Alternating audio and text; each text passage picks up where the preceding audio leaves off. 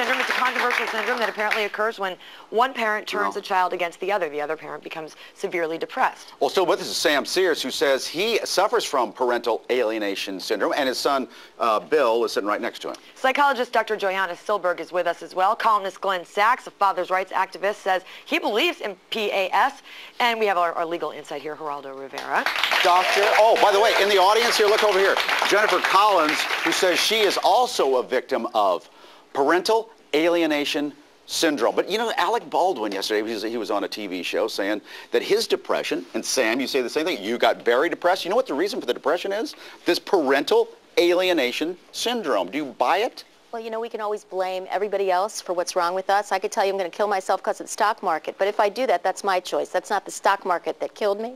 So we can always have a reason why somebody else is to blame, and actually that's a very well-known batterer tactic to say, look, if you don't do what I say, you know, I'm just going to go kill myself, so you better do what I say. Do we have too many syndromes? Absolutely. What I like to say is, can you imagine for a minute that a bank robber says, hey, I didn't rob that bank. That teller has teller delusional syndrome, and I'm going to prove it in court.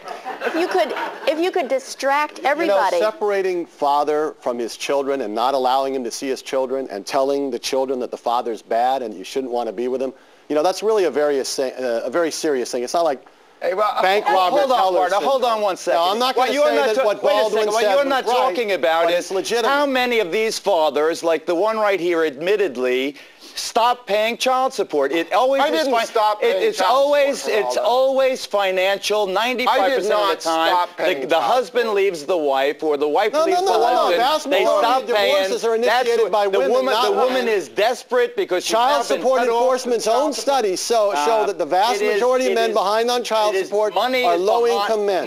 You really should call it parent stiffing alienation syndrome, because that's what it is. Geraldo, the average guy. Wait, stop, guys. We're getting off track here because we really want to talk about whether or not this is something that is real, or it's just something like, hey, you know, I'm not going to take responsibility. So here's another syndrome that I can sort of insert myself in and say, oops, not my fault. And that's the issue here. You're saying you believe that this is something legitimate. Yeah, it doesn't mean that there aren't men who will misuse it, or who will do something. Studies have actually shown that. Sure. Studies have actually looked at why do children refuse to visit their fathers or their mothers, and they've looked at the reasons. And guess what? The most frequent reason that children refuse to visit, because of the behavior of that parent. Yeah. That parent has done something, whether it was emotional abuse, or how that behavior humiliation. has been interpreted by mom, who's telling the kids. And the studies show, actually show, who's doing that to mom. That is the least likely reason. Let's hear from a child. Jennifer Collins, hi Jen, thank you for being here. Your parents separated at 2? Yes. And so that's when the arguments started in your family? Well, my father was always abusive, but yeah. That's, how abusive? He broke my brother's skull when he was 4. He ended up getting custody, though, of you.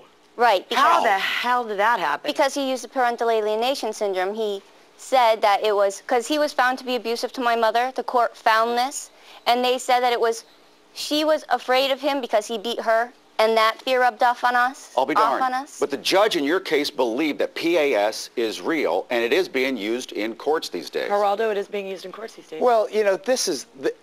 I remember running into Alec Baldwin and Kim Basinger at Elaine's one night, and I thought they were the most beautiful couple I had ever seen together. And of course, we didn't know that there were all these tumultuous things going on. She went bankrupt. They fell apart. I tell you, in '95, I have more experience with divorce than anybody.